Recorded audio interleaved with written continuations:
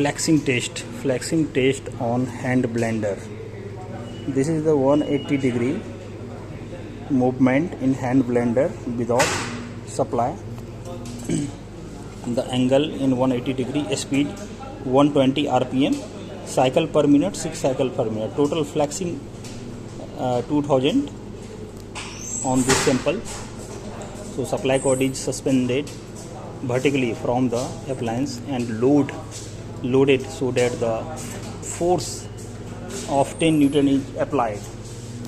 You see, this is the force on 10 Newton is applied on the hand blender.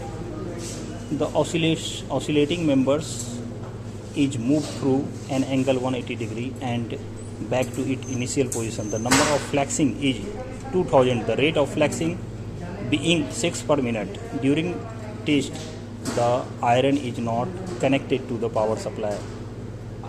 This is the hand blender, not the iron. So flexing test is move on and running this position.